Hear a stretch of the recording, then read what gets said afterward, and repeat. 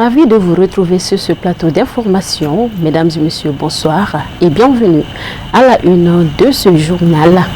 Une campagne de salubrité du collecteur Réunion Doumanzana à Boulkassoumbougou, à la commune rurale de Sangaré-Bougou, a été lancée par l'association progressif Nieta ce dimanche 19 avril au quartier Doumanzana en présence de plusieurs personnalités. Le compte rendu est signé Fatmata Kane Abdoulaye Diara. L'association progressiste Nieta ne reste pas les bras croisés dans la construction du pays. Engagée dans des activités patriotiques pour accompagner les autorités dans le développement du Mali, elle vient de lancer une activité de salubrité en collaboration avec la mairie de la commune 1 du district de Bamako et celle de la commune rurale de Sangaré-Bougou.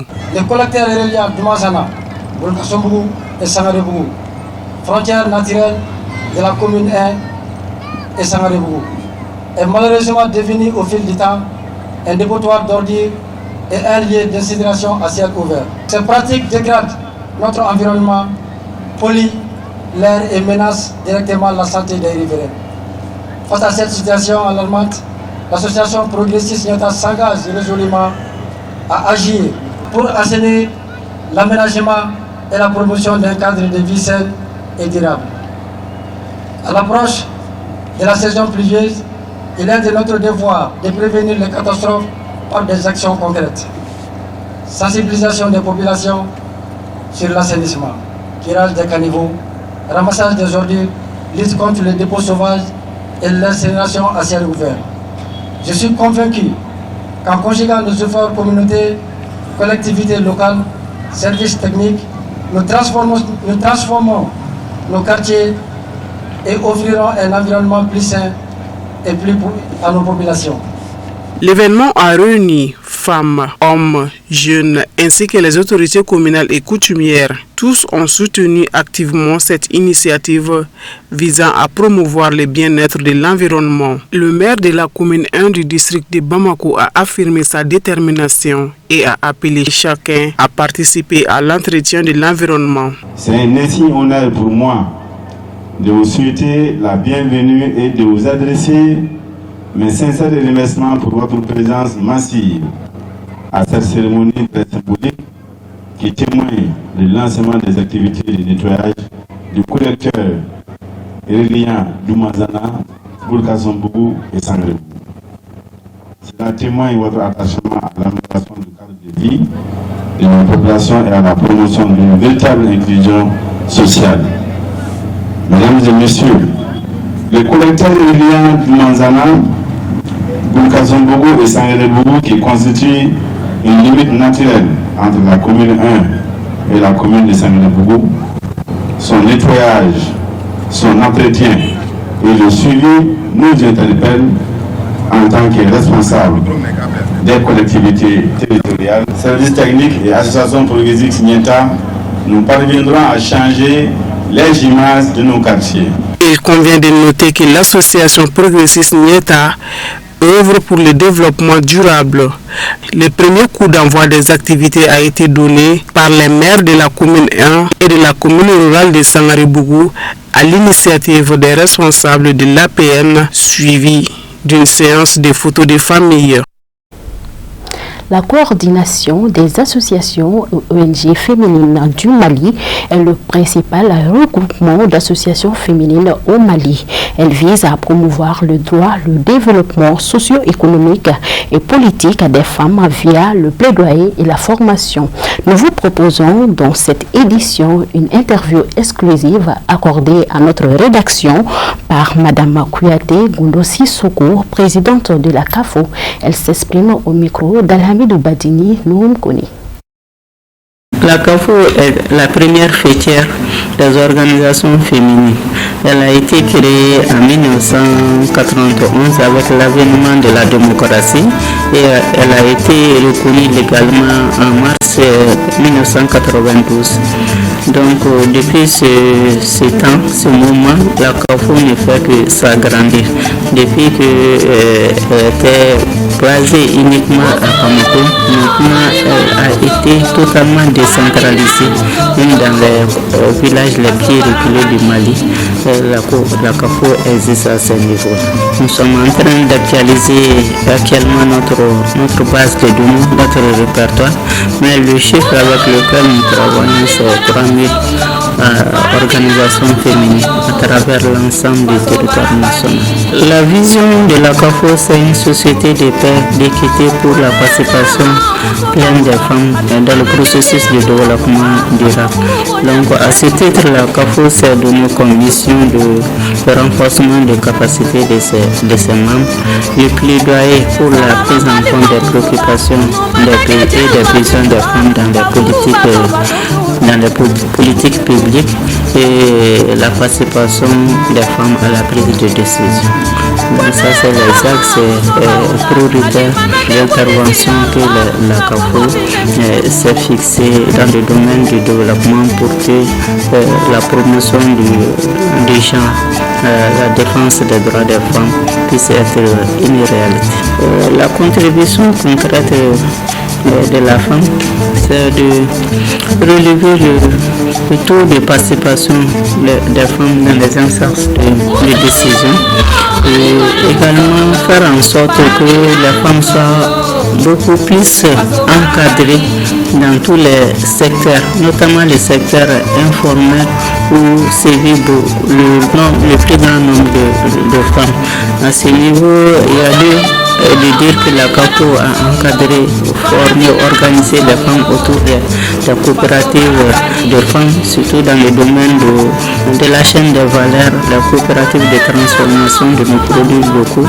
Et cela a contribué effectivement à rehausser le niveau de revenus des femmes afin qu'elles puissent en tout cas subvenir à leurs propres besoins ainsi qu'aux besoins de leur famille. Dans le domaine de la santé également, c'est la même chose. La CAFO travaille à ce que les femmes soient dans les instances de décision en matière de santé, dans les CESCOM, dans les centres de référence, les comités de gestion qui sont à ce niveau.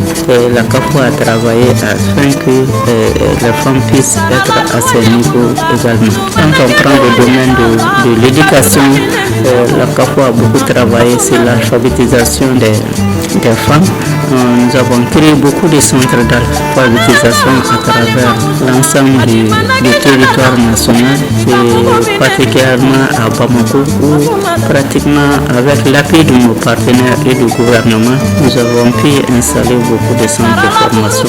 Et à ce jour, beaucoup de femmes, grâce à l'alphabétisation, ont été recrutées dans le domaine de collectivités territoriales. Elles sont des salariés aujourd'hui et même le gouvernement avec la direction nationale de l'alphabétisation a pu en tout cas recruter les femmes qui ont eu des diplômes à ce niveau. Donc c'est une satisfaction morale pour la CAFO pour avoir contribué en tout cas à la promotion de beaucoup de femmes dans différents secteurs. Place à la culture. Le couple Fusco et Djeneba a organisé une journée culturelle placée sous le thème de la paix et la réconciliation dans le cadre de la première édition de la Coupe Chiwara. L'événement s'est tenu ce samedi 18 avril en présence de plusieurs invités de marque. Le compte-rendu est signé Mahamadou Ben Chérif Soumanou Baba Keita. Cette journée culturelle, initiée par Fusco et Djeneba, a été marquée par des prestations riches en danse et en musique folklorique. Elle s'inscrit dans le cadre de la première édition de la Coupe Chiwara, axée sur la promotion de la paix et la réconciliation dans notre pays. Nous demandons à tous les gens vraiment de s'associer à nous pour aider ces enfants, pour valoriser vraiment cette initiative. Personnellement, moi je suis très content. Vous avez vu les autorités, les personnalités qui sont là, en commençant par Honorable Al-Hussein Ouattara qui nous a aidés depuis le début, depuis le lancement, et la marraine Fatmata Batoulinian, Française Bétanian qui est présente avec nous, et ainsi que les autres. Donc Alhamdulillah Rabbil Alamin, moi je remercie tout le monde. Je suis très content. Je n'ai pas de mots. Notre Chiwara, c'est comme le nom Mali. Mali, ça veut tout dire. valoriser nos cultures. On pouvait dire groupe Metalito, on pouvait dire groupe français, on pouvait dire non. Chez nous au Mali ici, Chiwara, c'est notre culture. Chiwara, c'est notre patrimoine. Donc raison pour laquelle moi j'ai pensé à ça, j'ai dit donner un symbole qui ressemble vraiment à notre culture. Et ça c'est Chiwara. Oui, on compte vraiment aller dans toutes les régions du Mali. On a commencé d'abord par Bougouni, il y avait 32 équipes. Et Bougouni est en finale. Aujourd'hui, alhamdoulilah, c'est Bougouni et Nation Foot qui jouent la finale. Mais pour la deuxième édition, on compte aller à Sébou, Taï, Boulikoro, Sigasso, partout pour les réseaux. Les invités ont salué et remercié les organisateurs pour cette belle initiative. Ils ont également formulé des prières pour la pérennisation de la Coupe Chiwara, qui contribue à rassembler les jeunes dans une ambiance conviviale, empreinte de joie et de bonne humeur. Comme vous le savez tous, Fatoumata Batoulignane a toujours été là pour la jeunesse. Donc cette coupe est organisée afin de faire plaisir aux jeunes. Les gens voient comme une compétition, mais pour nous c'est un jeu. Donc on remercie tous ceux qui ont participé à cette finale. On remercie tous ceux qui ont participé à cette finale. Vraiment, Fatoumata Batoulignane est très contente d'être la marraine de cette finale. L'objectif de ma présence à cette occasion fut organisé par ce Fusco et Geneva. Ils nous ont partagé leur invitation de venir les accompagner à l'occasion de football qu'ils ont organisé à l'égard de la jeunesse malienne. Je dirais parmi les minimums. Donc c'est pour faire la promotion du sport au Mali. Je dirais que ça sera hier. Car rassembler la jeunesse pour une cause commune, ça c'est le football. Donc vraiment, nous sommes très joyeux, nous sommes très contents de participer à cette première édition de Chiwara, de Coupe Chiwara, organisée par Fusco et Geneva. Je les remercie infiniment. Je remercie tous ceux qui ont effectué le déplacement et que la paix puisse revenir dans notre Mali le plus rapidement possible et ailleurs. Rappelons que cette journée culturelle organisée par Fusco et Geneva s'est achevée par la finale de la première édition de la Coupe Chiwara, opposant une équipe de Bougouni à celle de l'arrondissement 4. À l'issue du match, l'équipe de Bougouni s'est imposée sur le score de 4 buts à 1. L'actualité hors de nos frontières, en bref et en images, avec la voix de Moussa Fomba.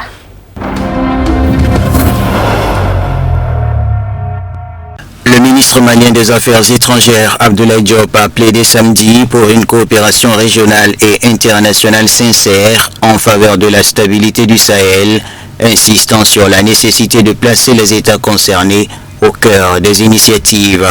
S'exprimant à Lomé lors du lancement de la nouvelle stratégie du Togo pour le Sahel 2026-2028, le chef de la diplomatie malienne a salué une initiative qui illustre la volonté du Togo d'adapter son engagement aux nouvelles réalités géopolitiques et sécuritaires.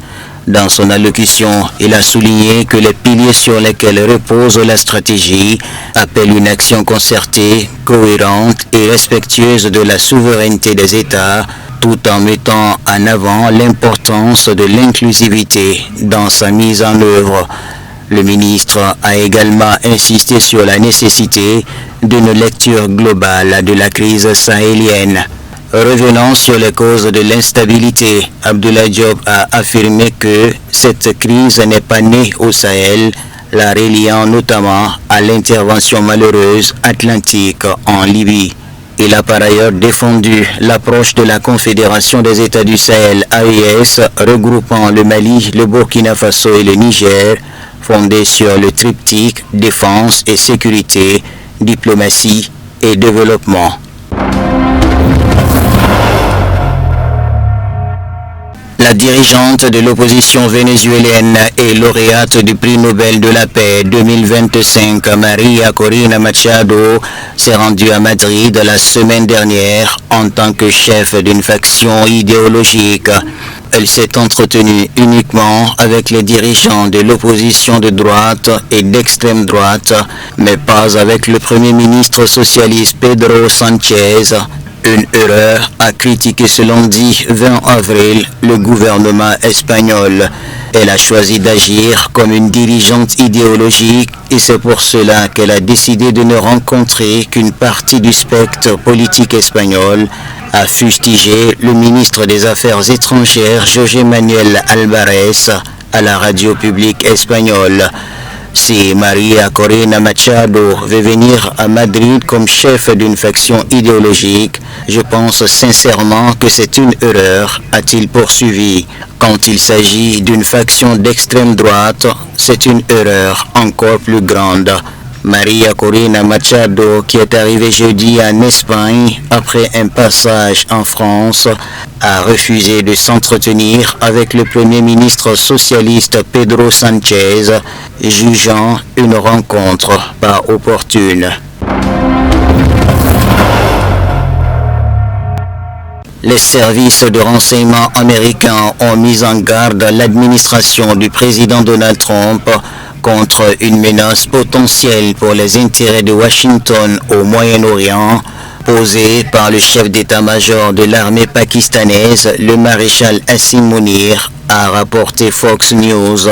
Selon la chaîne, les services de sécurité soupçonnent Munir d'entretenir des liens personnels avec de hauts responsables militaires iraniens, notamment les anciens commandants du corps des gardiens de la révolution islamique, Qassim Soleimani et Hussein Salami, ce qui pourrait menacer les intérêts américains dans le conflit militaire avec l'Iran.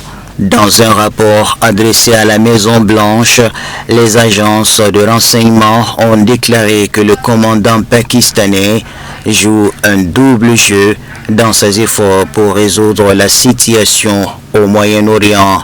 Le document qualifie le Pakistan d'allié perfide de Washington en raison de sa coordination étroite avec Téhéran.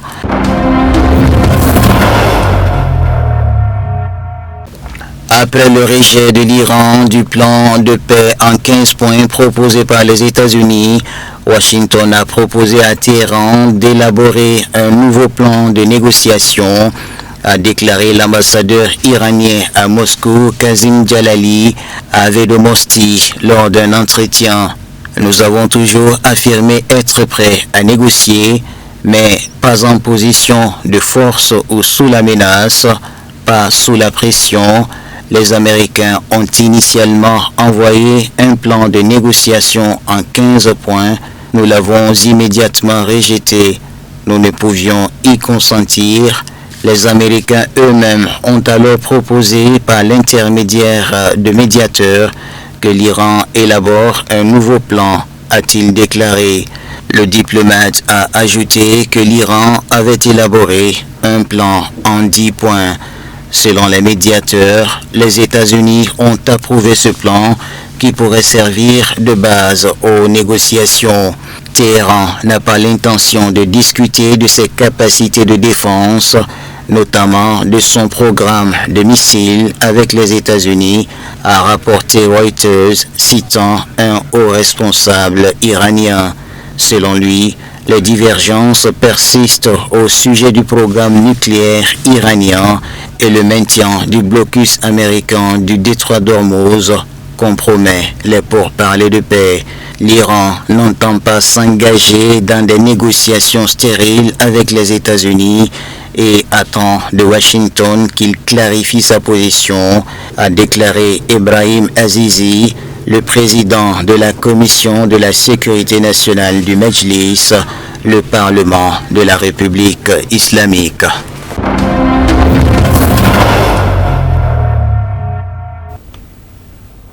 L'actualité internationale était plutôt commentée par El Hamidou Badini. Et c'est ce qui m'a fait à cette édition d'information. Merci à vous de l'avoir suivi et très bonne suite de programme sur Chérifla TV. Bonsoir.